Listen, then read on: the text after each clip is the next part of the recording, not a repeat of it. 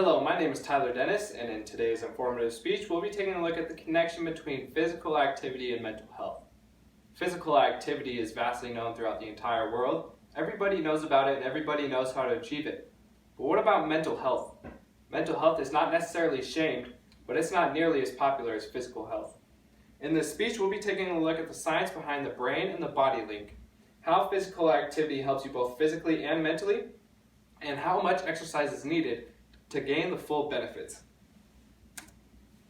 Looking at the anatomy of how the brain and the body is linked is not as complicated as you think. As you're working out, your brain is releasing endorphins. Now, why are these endorphins important? These endorphins are naturally produced feel-good chemicals throughout the brain, which is exactly what dopamine is.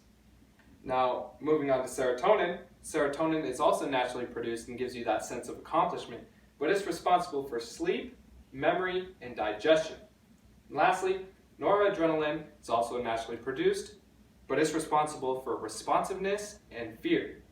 Fear is not anything that we're necessarily looking for, but your increased responsiveness is going to help you in certain scenarios how you respond. This is your brain and your endorphins in the green after not doing anything.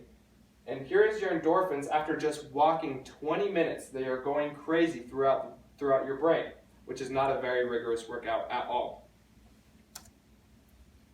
These are not the only naturally produced benefits.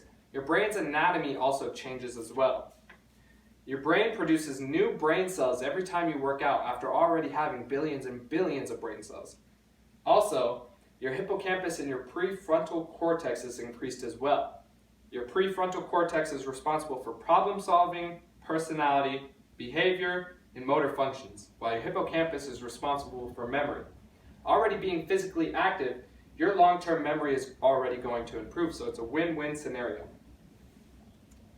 This isn't the only increased attributes throughout the entire body, according to neurologist Wendy Suski.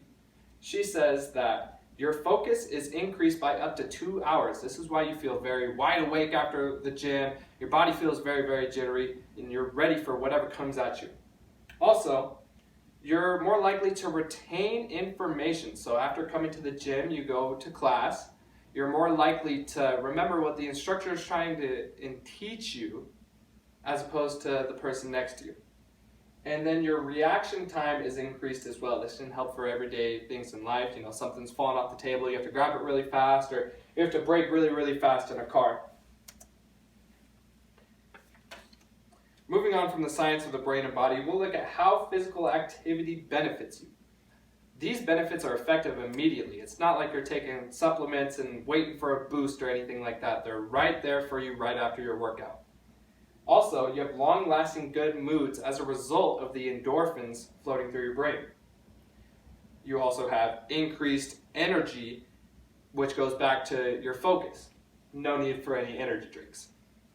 And then lastly, you're very motivated to get things done. To add on to these benefits, the brain has protection. What I mean by that is the brain slows down brain diseases like Alzheimer's or dementia. Now, it doesn't prevent them and it doesn't cure them, but it slows them down. Also, it slows down cognitive declining in aging. So any symptoms like dementia or Alzheimer's, anything like that, again, is not prevented, is not cured, but it will slow them down. And then you will have a stronger and healthier brain overall. Now that we've seen the physical and mental benefits, we'll take a look at how much exercise is needed to gain these benefits. According to the neurologist Wendy Suski, she says that minimum of 4 to 5 days a week for 30 minutes a day.